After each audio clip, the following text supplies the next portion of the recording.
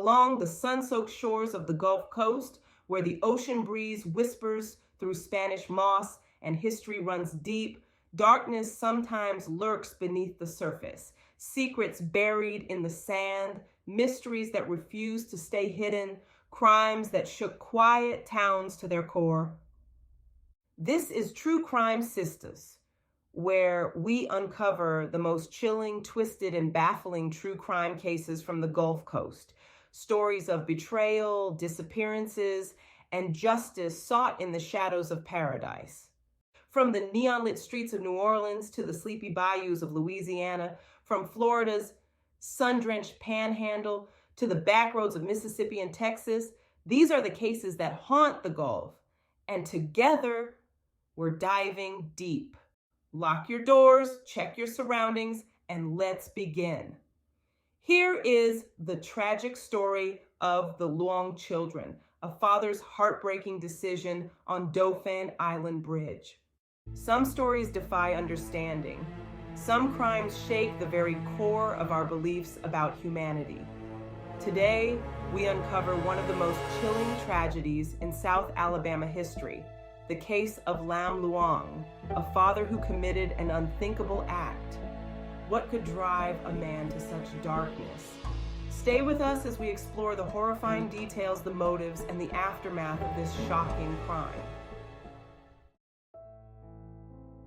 January 7th, 2008 seemed like any other day in the quiet coastal town of Bayou La Batre, Alabama. But by sundown, an unspeakable tragedy had unfolded, one that would leave an entire community in mourning. Lam Luong, a 37-year-old Vietnamese man, lived with his wife Ngoc Phan and their 4 children. Life was not without struggles, but no one could have predicted the horror that was about to unfold. That morning, around 8:30 a.m., Lam took his 4 young children, Hannah, 2, Lindsey, 1, Danny, just 4 months old, and later, Ryan, 3, on what seemed like an ordinary drive. But this was no family outing. Instead, Lam drove 15 to 20 minutes to the top of the Dauphin Island Bridge, an isolated stretch towering over Mobile Bay. Then, in a moment of unimaginable cruelty, he did the unthinkable.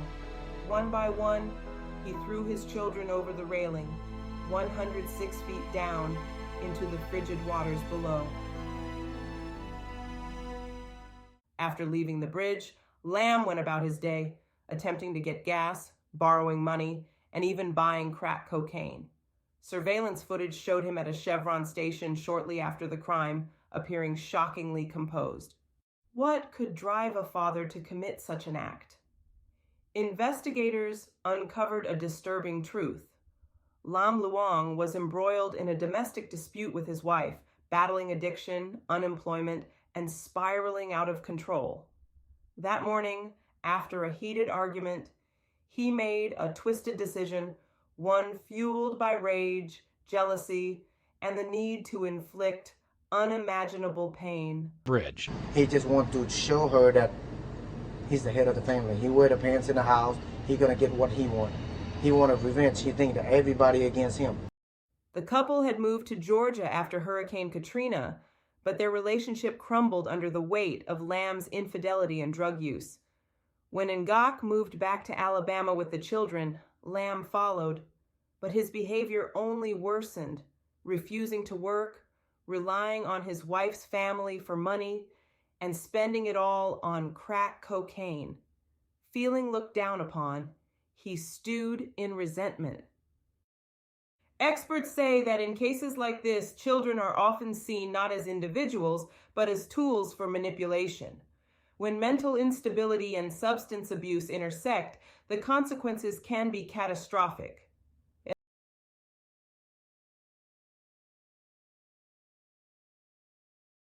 After the crime, Lam returned around 5:30 p.m. when the van had a flat tire and a wrecker towed him home.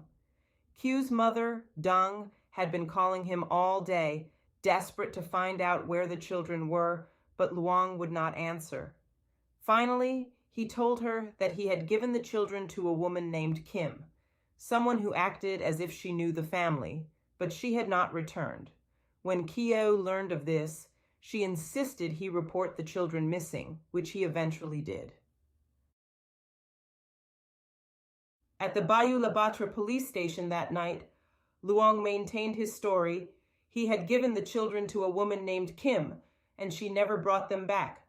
Though his versions varied slightly, the central claim remained the same. The next day, he told Captain Darrell Wilson that if they drove to Biloxi, Mississippi, they might find Kim.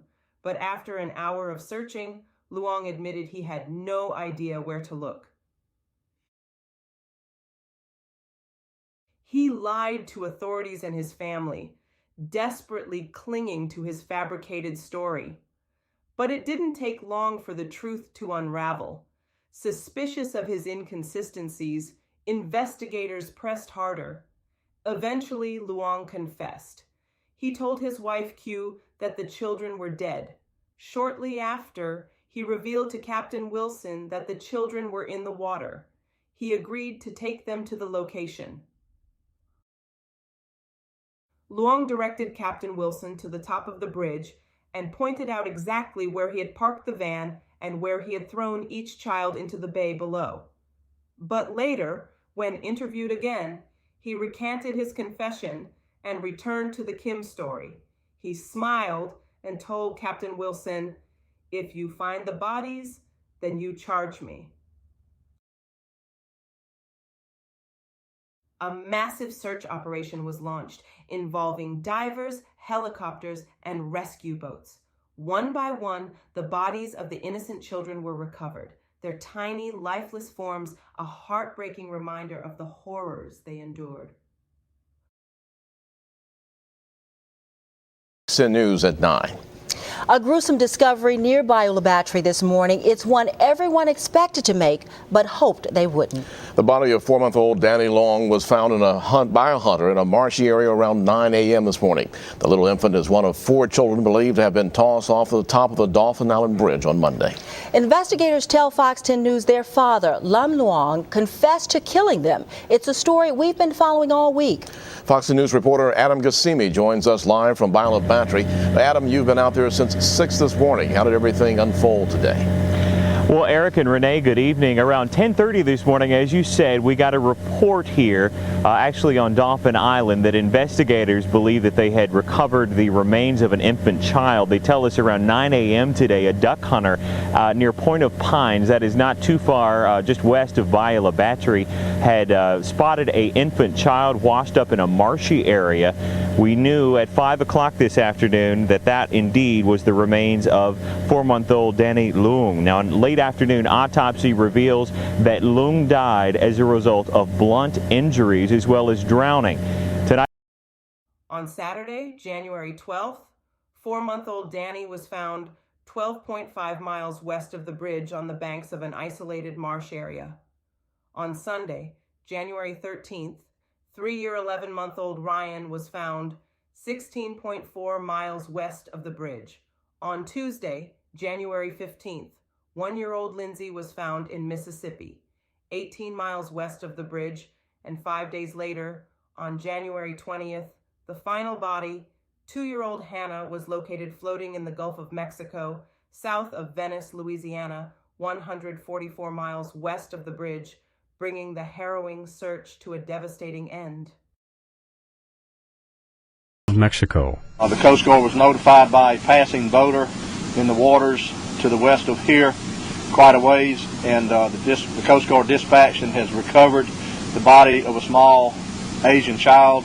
Officials say they believe the body is that of 2-year-old Hannah Luong, the last of 4 children who were thrown off a bridge earlier this month. Their father, Lam Luong, is facing capital murder charges in the case. Authorities say he confessed but later recanted to throwing the children off the bridge nearly 2 weeks ago.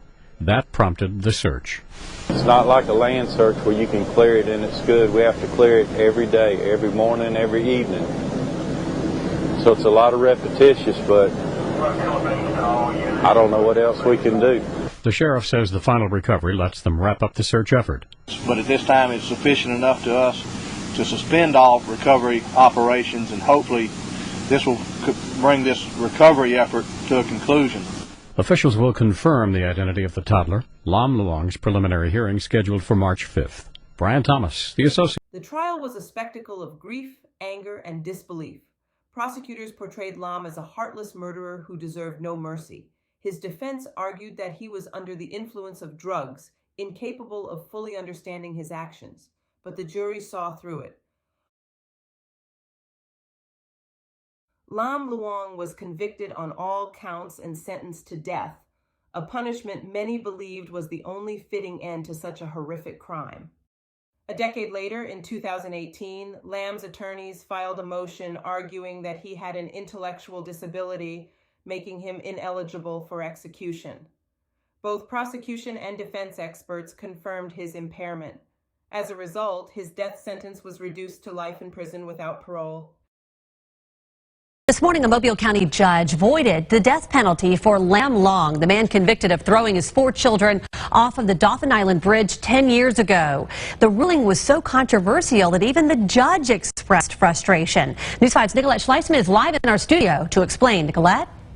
Yeah, Devin, experts for both the defendant and the state of Alabama found Lam Luong to be a man with intellectual disability. And because of that, a judge had to accept an agreement to change Luong's sentence to life in prison without parole. So many people were visibly shaken by this decision that they didn't even want to talk about it with us on camera. But almost every single person we spoke with in Bayou La Batre was outraged by this decision. Our hands are tied. Anger and confusion after the death sentence for Lam Luong was vacated, especially in Bayou La Batre. The whole community came together to search for these children. It was just such a huge thing for our community. This woman, Melissa, didn't want to be identified. She and her family were part of the 2-week-long search for the bodies of Luong's children. Ryan Fan, 3 years old. Hannah Long, 2 years old. Lindsey Long, 1 year old. And Danny Long, 4 months old. After he threw them off of the Dauphin Island Bridge. It was just horrible to think of what you would come across or what you would find. Melissa was at work when she saw the news. The state of Alabama and Long's defense came to an agreement that he was not eligible for execution because of an intellectual disability. Judge James Patterson told Long in court before accepting the agreement he had no doubt Long knew what he was doing and that he, quote, richly deserves to die for that, but had to uphold the law. Mobile County District Attorney Ashley Rich also thinks he should die for his crimes, but agrees with the judge. The law is the law. My job as the district attorney is to follow the law, and that's what I'm doing here. As uncomfortable as it is. For those in Bayou La Batre, the wounds are still fresh, even 10 years later. What message does that send to people? Long will spend the remainder of his life in the Alabama Department of Corrections with no possibility for parole. Live in the studio, Nicolette Schleisman, WKRG News 5. The town of Bayou La Batre was forever changed. Vigils were held, memorials adorned the bridge, and a community grieved the loss of 4 innocent children. The tragedy sparked important discussions on mental health, addiction, and the warning signs of domestic. How do we prevent such tragedies? How do we recognize warning signs before it's too late? This case is a painful reminder of the need for mental health awareness, addiction recovery support, and stronger intervention strategies. We must do better for the sake of those who cannot protect themselves. Evil exists in the world, but so does hope. As we remember Ryan, Hannah, Lindsey, and Danny, we must work to ensure that no other child suffers the same fate. If you or someone you know is struggling, seek help. Break the cycle before it's too late.